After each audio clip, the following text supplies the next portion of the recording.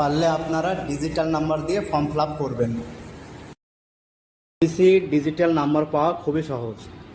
আপনি জাস্ট আপনার ম্যানুয়াল যে সার্টিফিকেট আছে সেটার একটা জেরক্স কপি নিয়ে এসডি অফিসে যান, ওটা দেখালে আপনাকে ডিজিটাল নাম্বার দিয়ে দেওয়া হবে। আপনি ডিজিটাল নাম্বার পেয়ে গেলে তখন ওই ডিজিটাল নাম্বার দিয়ে আপনি অনলাইনে অর্থাৎ নতুন সার্টিফিকেটের জন্য অ্যাপ্লাই করতে পারবেন। এবং এই সার্টিফিকেট এখন 24 ঘন্টার মধ্যে জেনারেট হচ্ছে।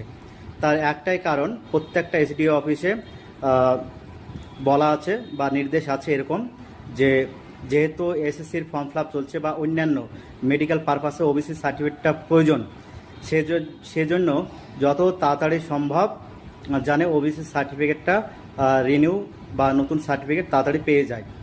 সেজন্য আপনি অনলাইনে অ্যাপ্লাই করলেই আপনি নতুন সার্টিফিকেট ম্যাক্সিমাম 2 দিন লাগবে, তার মধ্যে আপনি পেয়ে যাবেন। তবে অনলাইনে অ্যাপ্লাই করার জন্য আপনার চাই ডিজিটাল নাম্বার।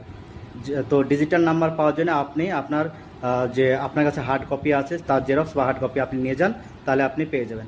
নিচের প্রতিটা স্টেপ আপনাকে ফলো করতে হবে।